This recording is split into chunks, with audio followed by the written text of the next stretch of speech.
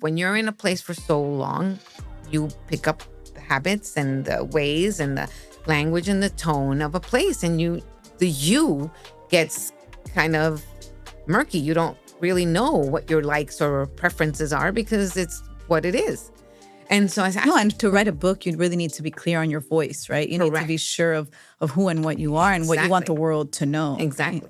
And I knew I needed to leave Jamaica, to be far away by myself, to not only re-examine my life and myself and challenge myself to look outside for support. I had a jewelry business. It was great. It was the community that would buy from me. It was fantastic. But I wanted to take myself a little further away, or a lot further, because I ended up going to LA, and really kind of unbecome, which is something that I've been saying. I know somebody recently used that term, but my mission was to unbecome.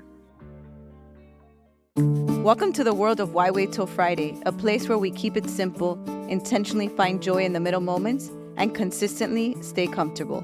Enjoy today's courageous conversation.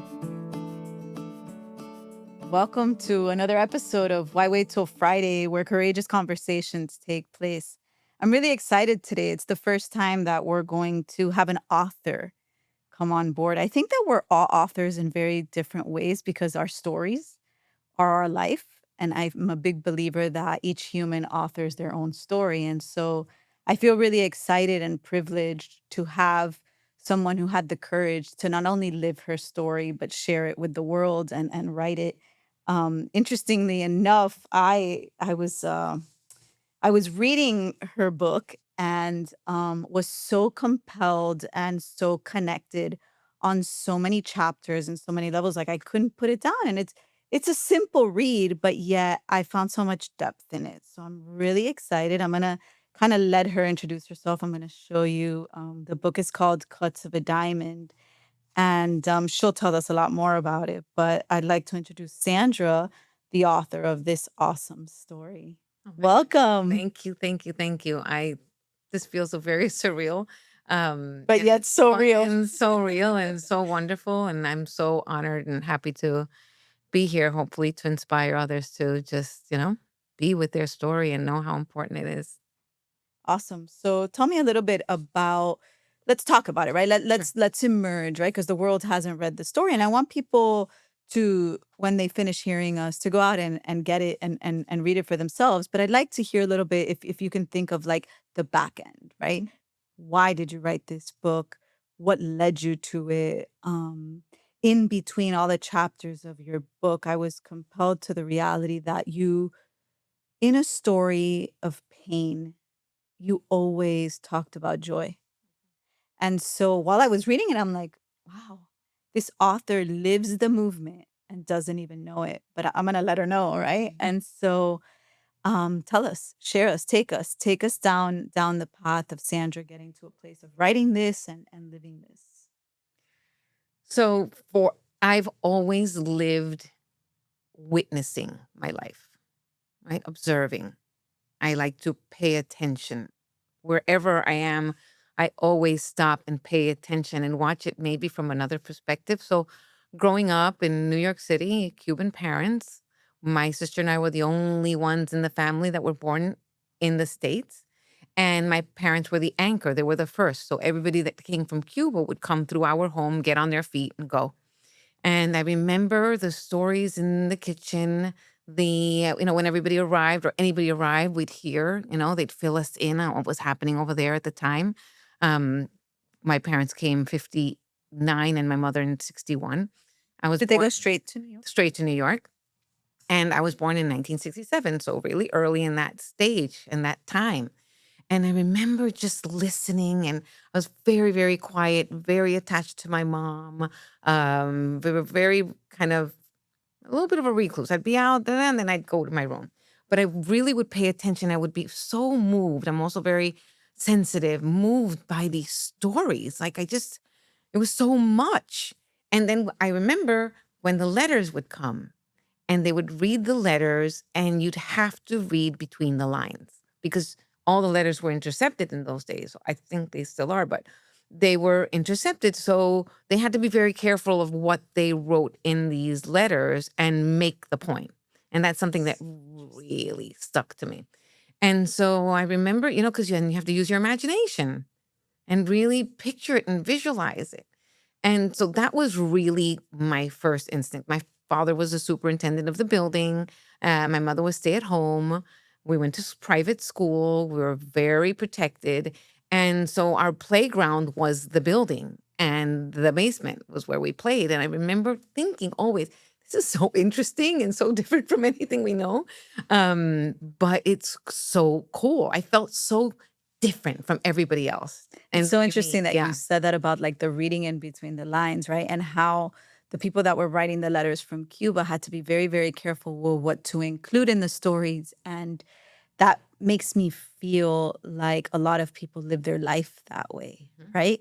Where you're so scared of what is going to be interpreted, what's going, the judgment that's going right, to come across in one way or another. It's almost like an imprisonment of what you think will happen. right, And so you only share your story very lightly, or you don't share your story at right. all because you're afraid. And I think that many times Cubans back then and even now, Mhm. because they felt so persecuted and so watched, they were so careful on what they wrote or what they said, very similar to how they were living their Right. lives, right? Absolutely. So But it was something that taught me, and that's something that I used when I wrote my book, because there were so many things that I was very mindful of how I said. I have grown children, and I lived in a community in Jamaica of, a lot of people. let's stop there. How'd you get to Jamaica? Oh my gosh. So Um, we got this yeah. Cuban, grew up in New York City, and lived a life in Jamaica, Yeah, which is where the bulk of this story does take place, right? So absolutely. tell us how you got there. So, um, born and raised in New York, I was in university at New York Tech, and oh my gosh, there's so much to say. I'm like, I don't know, how do I get there? I married someone and we got married, and 8 months later I was living in Jamaica. There it That's is. basically what it was, how it happened. So But it love was took you there, love. yes? Absolutely. Absolute profound, profound love. That was of all the loves, honestly. And I'm so proud to say that that was my only marriage, my only husband. No matter what transpired and how it turned out, that was the most precious love that I can recall. The most beautiful, um, honest love.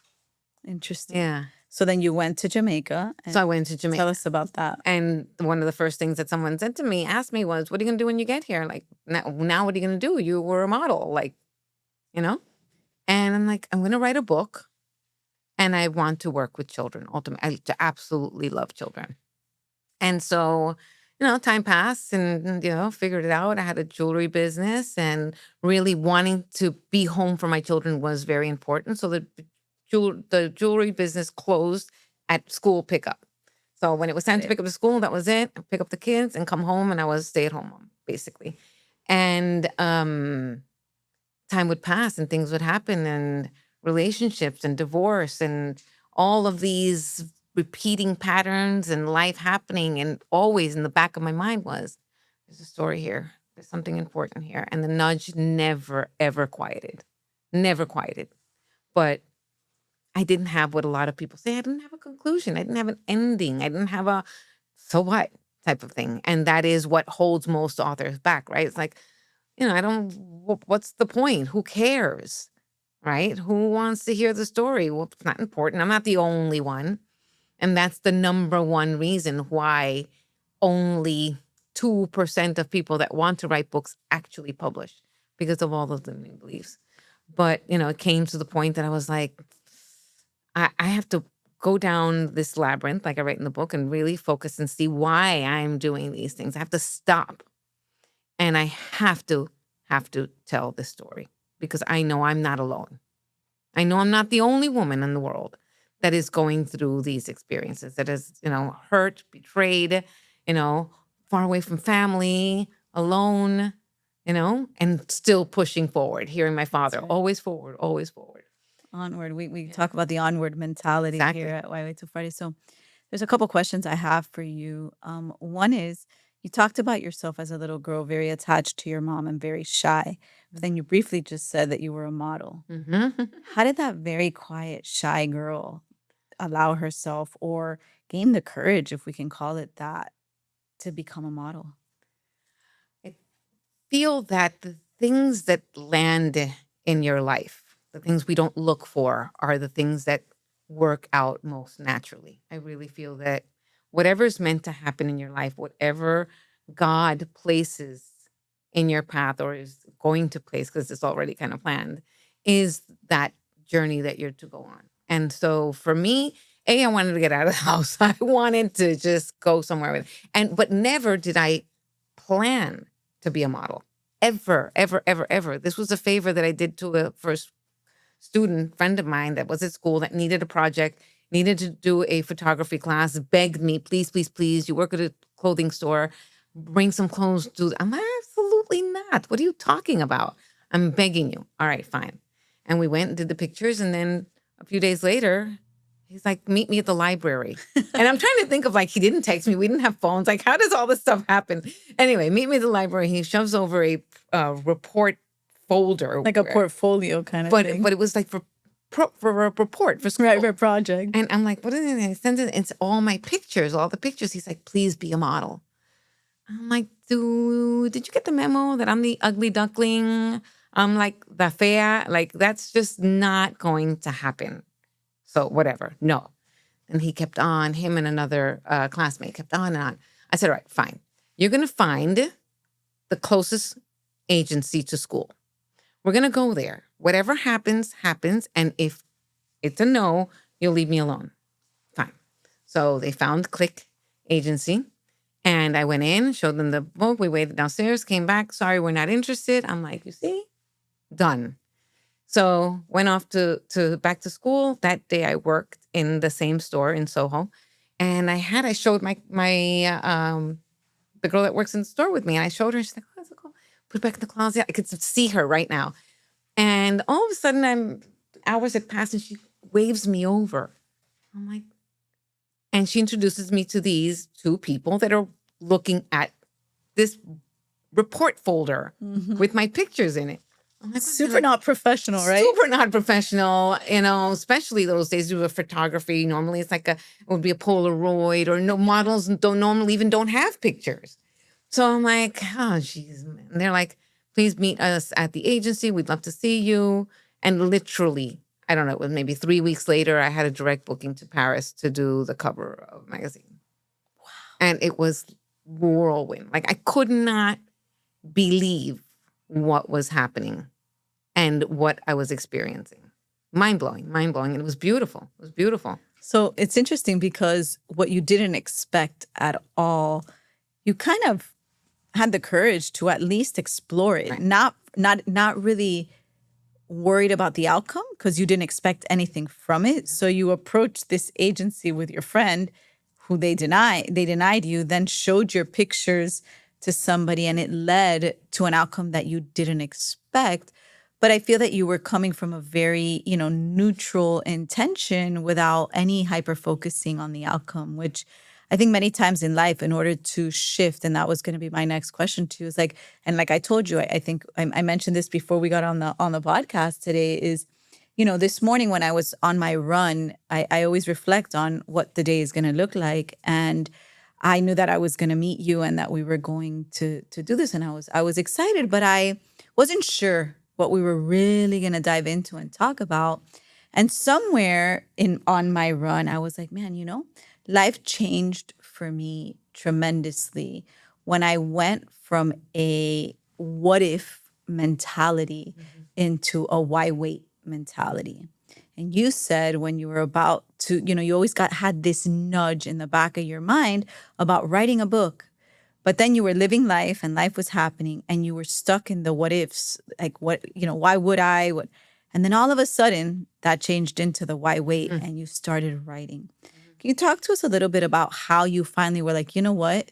I'm going to go for it. I'm going to write the book regardless of this, and this. I hit another, but the deepest rock bottom of how could this be happening again? Like, how can I have another broken heart? How can I be crying over a relationship again? Like, this is insane. Had you had a lot of these? Yes, the breakup of my marriage, a long relationship. We were together for 10 years that ended suddenly. I did not see it coming.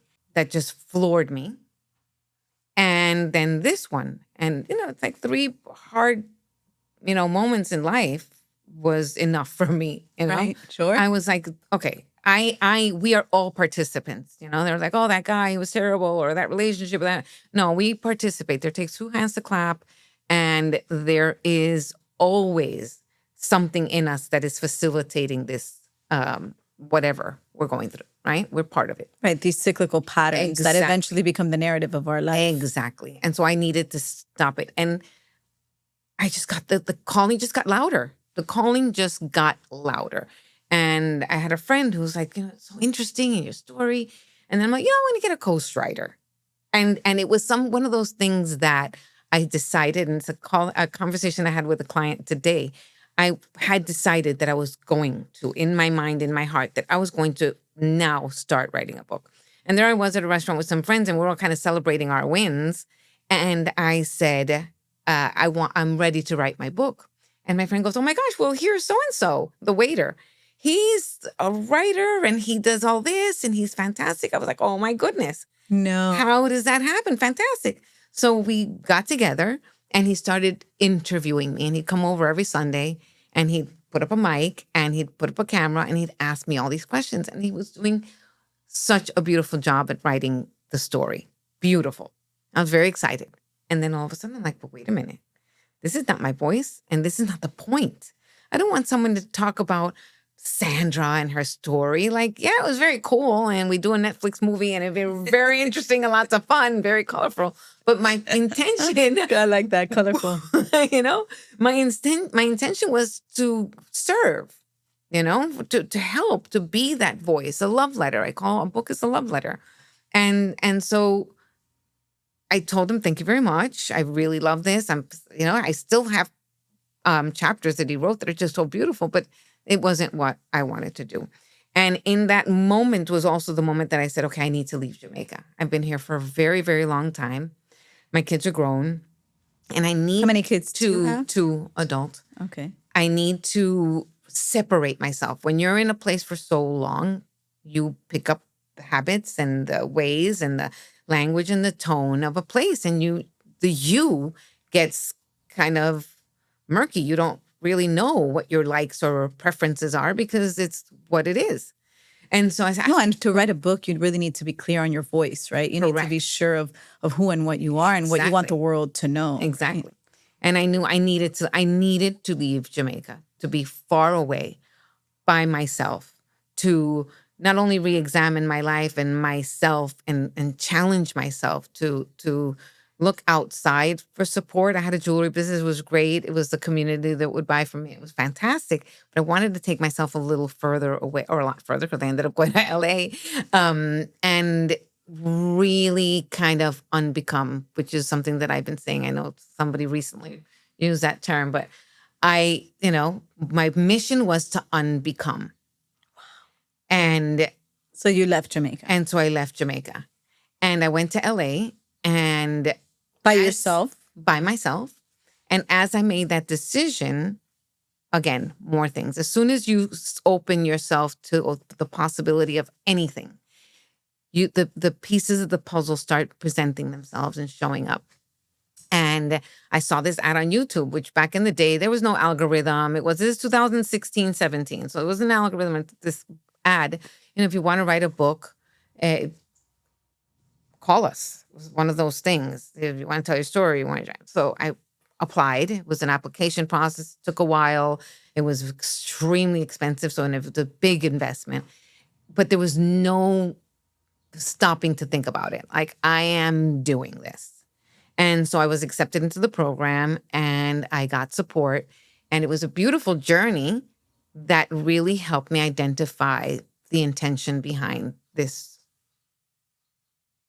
writing, this message, this story. And they were coaches that helped entrepreneurs. And I was an entrepreneur. just wanted to tell my story. Like I had no idea what was going to happen on the other side of it, nor did I really care. My true intention was to write the book. Right. You weren't focused on the outcome at all. Nothing.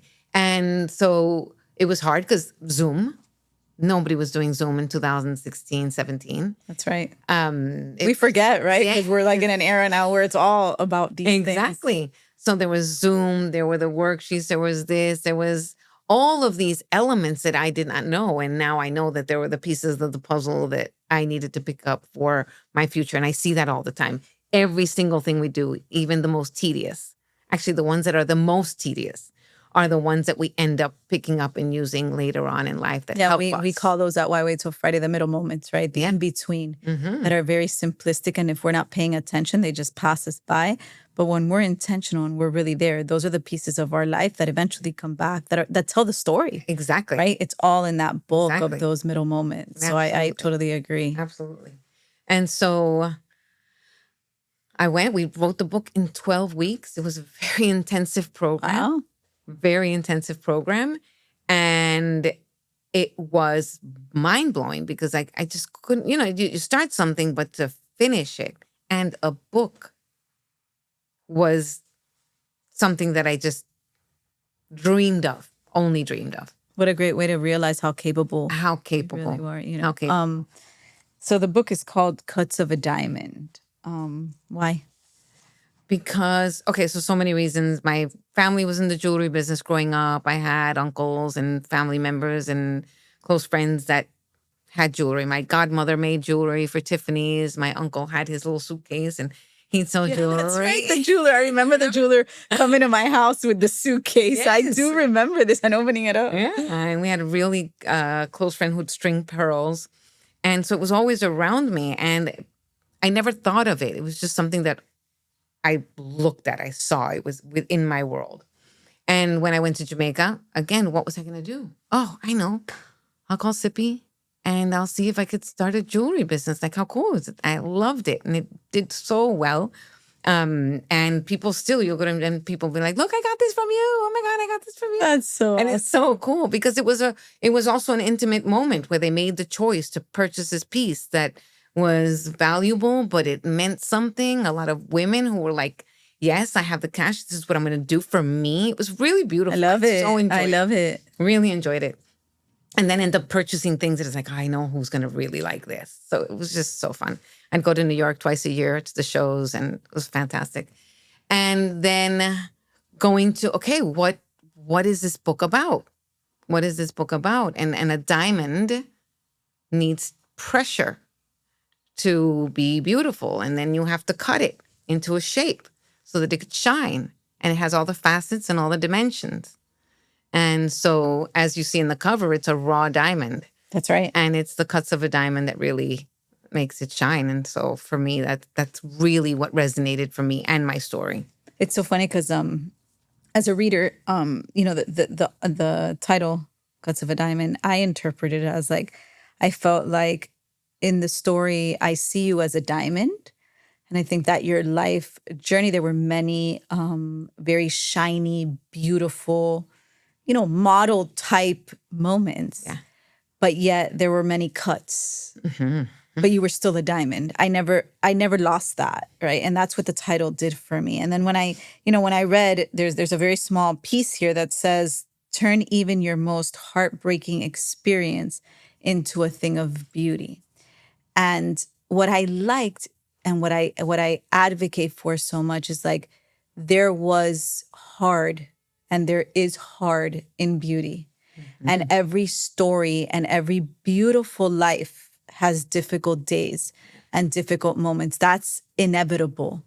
But if we can find the in-between joy and we can put energy in addition to the hard, we can put energy to the good, then we're fueling that piece of our brain that keeps us going. Absolutely. Right? And I saw so much of that in your book. And like I said, it was that part of the title that really resonated and connected with me. I know you talked about like hitting rock bottom.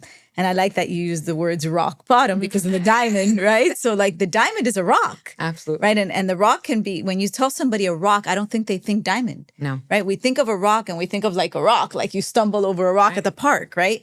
But a diamond is also a rock. And I think that that's so relevant, not only to your story, but just in general in life, right? Like we don't recognize and understand that. So when you talk about hitting rock bottom and when I read into your story, a lot of your pain came from heartache. Okay. You told us a little bit about your love with your husband and how beautiful that was, and then some of the breakups along the way. I want you to, if you can, talk to this audience and to those that can really belong with us, right? Because I always talk to the people who belong, not the ones that are trying to fit in. Right. Okay. But if you're out there and you belong in this story and in this episode because you have experienced true heartbreak, number one, what got you through it? And number two, how did you still find meaning? And one of the things that I found super courageous is that you kept finding love. A lot of times, deep rooted heartbreak is like the end of someone's love journey. Right. Where for you, there was so much courage in continuing to search for it. Like you almost, I felt, and I could be wrong, but I felt like you believed in love even though love had failed you. Yeah. Talk to us about that. So faith has always been everything for me. And so when we talk about being courageous or finding joy, it's in the gratitude that I always started from. That was the anchor for me. Is I always felt so grateful because no matter what, there was always something beautiful. There was always a wonderful person. There was always an opportunity. There was always love. There was always support. So when my marriage broke up and it ended, I found people that came and were like, we got the kids. Go sleep, go rest, go see your lawyer, we got the kids. And so in all of it, I always was like, oh my God, how can I be so lucky? I always say, how Wow. do I have such a wonderful life? No matter what my circumstances, I'll have people do things for me that it just blows my mind. And so that profound gratitude and faith, knowing, because my relationship with God has always been since a little child, and I write about it in the book, that it has always been very close. Like we're like this. I like it. God and I are like this. And I've always said, I trust you, whatever. And other times I'm like, hello, like, well, what's your plan here? Right. Like, help me out. But it's always been with that faith, knowing that you're taking me somewhere and I'm here for the ride, and I will pay attention to all the signs, all of them, including my 111. And really, really, and I think that 111 that I mentioned also in the book was God's way of saying, okay, this is how I'm going to show you you're okay. And it's going to show up everywhere. And in that, you're going to find the peace. In there, you're going to find the moments of gratitude. And from the day I left home, when I went to Paris to be a model, that's when 111 started to show up for me. Tell us about that. And it was the apartment I lived in. It was my best friend's building number. It was one of the other models that I spent time with, a guy, and his birthday was January 11th. And so whenever something was going on, I if I turn around and see it on a door or on a bus or on a page of a book, I knew, okay. It was your cue. It was my cue to pay attention, to look up, what am I thinking? What am I feeling? What am I seeing? Where am I? Analyze it, absorb it, take it in, and then make that decision or make that choice or do that. So it's really been my guide. And if you look at page 111 in the book, you'll see that God is always with me. It's the coolest thing. And it didn't happen. I didn't see it until I got my books. When my books arrived from So it's page 111 for all of you is it's the end. It's about the author, right? So her book literally concludes on this page. Wow. Right? So when I opened the box and I listened, This is a middle moment right now, like being able to connect it. Wow. So amazing. Tell us a little bit, if you don't mind, about the journey of the breakups. We've talked about it, and you shared about this faith and gratitude. Have you been able to pass along some of this courage and some of this way of life with gratitude at the forefront to your children? Absolutely. Can we talk a little bit about that? Because we haven't touched Yeah. that today. So I have two adults. My son is 31, married with his little girl, How amazing does she look? 5 months. I'm a grandmother. Woo! It's the best thing in the world. Let's rub elbows. Oh, I want to be a grandmother that so- looks like you for sure. Thank you. So wonderful. So wonderful. People ask me, how do you feel older now that you're a grandmother? I'm like, no, not at all.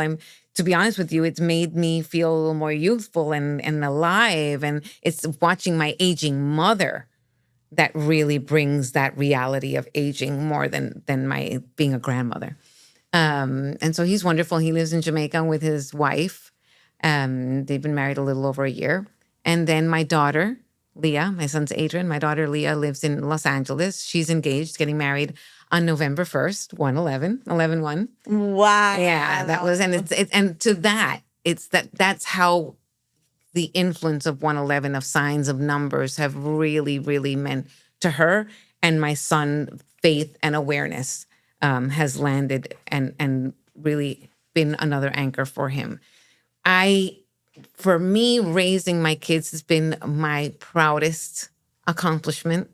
I call it an accomplishment because I see them and I'm like, oh my God, they're so I can. It's funny because you said at the one moment in our conversation today, you said, being home with my kids was ultimately important. My jewelry business would shut down, at time of pickup. Mm-hmm.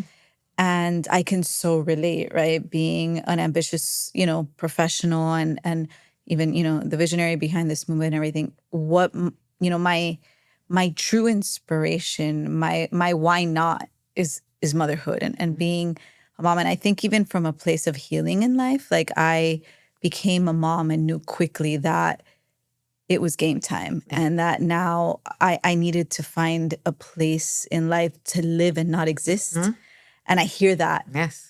so clearly, right? Motherhood rocks our world, right? Like, I love that. Oh, yeah. sing it. Yeah. And I find that. So, I can relate to like sitting back, you talked about, and I loved it, how you've always been like watching your story and you've always been very present in like watching what's going on in your life. And I think being a mom, we have the privilege of watching our children. So, I talked about this recently on social, not recently, but a bit ago, on how one of the transitions in motherhood is how we go from like raising them to watching them. So like we're so integrate in their process and in feeding them and taking care of them and loving them. And then suddenly we're so lucky if we're able to see them grow and then we're watching them. Mm-hmm. And it's a little bit challenging at first because we have to, right? You have to take a step back and watch them become who they're going to be and what they're going to, but what a privilege. Oh, it's phenomenal. What a privilege to be a part of their story, but allow them to write their own story, right? Absolutely. Like, wow. And then want to hang out with you. Right. And Like, then they want to for come and me, hang. it's That's like, right. That's oh my right. gosh, my kids like me. And we spend time together and we enjoy each other. And funnily enough, my daughter had gone to boarding school. And so they both went to boarding school. And then she in Canada. And then she went to Ryerson University. And so she was away from home from just 15. And my son at 14. And so once she graduated from university, she always wanted to go to LA. And I'm like, no, you're not going to LA until you're grown, finishing her. Because if you go too young, then you anchor yourself and you're not coming back to Jamaica. And it's a no. And so I was supposed to actually wait for her in LA, but I couldn't. I couldn't be so far for so long.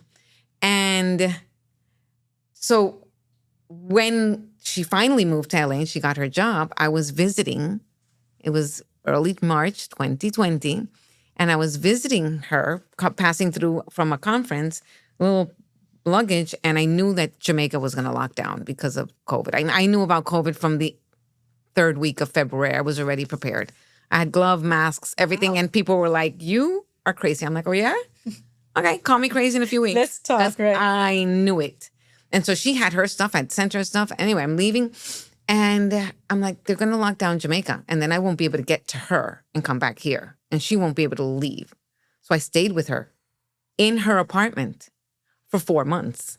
Wow. So it was talk about boundaries and being mindful and allowing and be courteous and all the things. But I got an opportunity to, tighten the screws. And I'm like, okay, well, why don't you wash the dishes like this? Or this is a great way to do laundry. And I was able to finish up the raising. Right. I like that. And those Finish so up. for me, that was one of the greatest gifts of that time, because I really was able to spend quality, intensive, loving. We really did so well. I think we might have had one little hiccup, but it The was imperfection makes it perfect. Like you're not exactly going to find perfection. But it was wonderful. And back to your question about where I see it is both of them really have taken the opportunity of being so close and being so, I don't know, we really just enjoyed each other to pick up things of me that they've taken to. My daughter's like, Mom, I even unpack my groceries like you. Like, seriously. Yeah. Isn't that wild, right? Like there's distance physically, but emotionally there's such a connection, right? Doesn't matter where humans are, we're connected by our heart and by our emotions, and we leave our mark in so many different ways, I'm thinking in my mind, what I want the world, one last little thing is, you talk about that you coach people that want to write a book, right? And I find that, I said this at the beginning of our conversation, there's something really courageous about bringing what you think to life. It happened to me with Why Wait Till Friday. It was just a thought, right? And I started to live this movement, and then it started to work for me, and I felt responsible. I felt like, you know what, if this is helping me to live a life where I'm truly finding joy, and I'm actually getting through the hard much quicker, and it's my responsibility to now share this with the world. I think someone who wants to write a book, or who has been writing, like myself, is always looking for someone like you to help to get there, right? So how do people find you? So my name is Sandra Rodriguez Bicknell, and that is everything. My website, my social media handle, it's Sandra Rodriguez Bicknell. You can send me a DM. You can, in my website, you can apply to even have a conversation with me and explore the possibilities of, finally, because most of the people that have been wanting to write a book have been wanting to write a book for a long time. And one of the things that holds them back the most is, where do I start? Right? Absolutely. And or you've been writing and writing, but you don't even know how to get it like to the next place. Exactly. Right? So or what's the point? let's not wait, right? Exactly. This is a perfect opportunity for if you've got something you want to bring to life. Yes. This is a great opportunity. It's to wonderful. do so. And I think I'm gonna close out with saying that even a model from Paris can experience heartbreak. We're not alone in life, right? We all have a story. No story is perfect. Embrace it. Believe in yourself.